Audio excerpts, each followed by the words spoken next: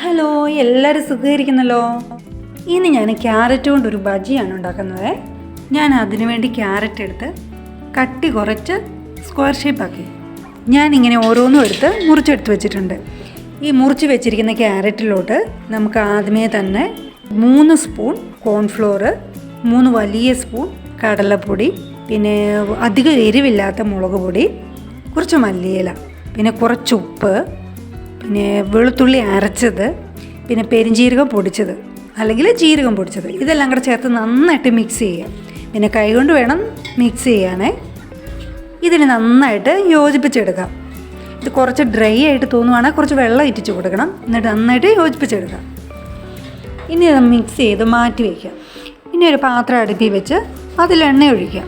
എണ്ണ ചൂടായതിന് ശേഷം ഈ മിക്സ് ചെയ്ത് വെച്ചിരിക്കുന്ന ക്യാരറ്റ് ഓരോന്ന് വിധവിട്ട് നമുക്കിത് ഫ്രൈ ചെയ്തെടുക്കാം.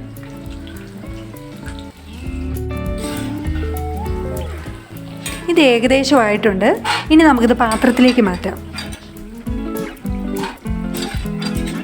ഇനി ബാക്കി വന്ന മിക്സ് ചെയ്ത് വെച്ചിരിക്കുന്ന ക്യാരറ്റ് ഓരോന്ന് വീതം ഇതുപോലെ തന്നെ ഇട്ട് നമുക്ക് ഫ്രൈ ചെയ്തെടുക്കാം.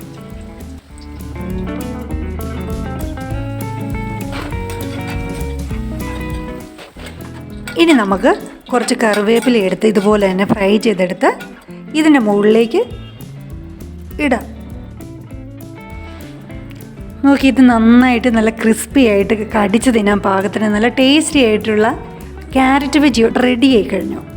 നിങ്ങൾക്കിത് ഇഷ്ടപ്പെടുകയാണെങ്കിൽ ലൈക്ക് ചെയ്യണം കേട്ടോ. അതുപോലെ തന്നെ സബ്സ്ക്രൈബ് ചെയ്ത് സപ്പോർട്ട് ചെയ്യാൻ മറക്കരുതേ. ഇനി അടുത്ത വീഡിയോയിൽ കാണാം.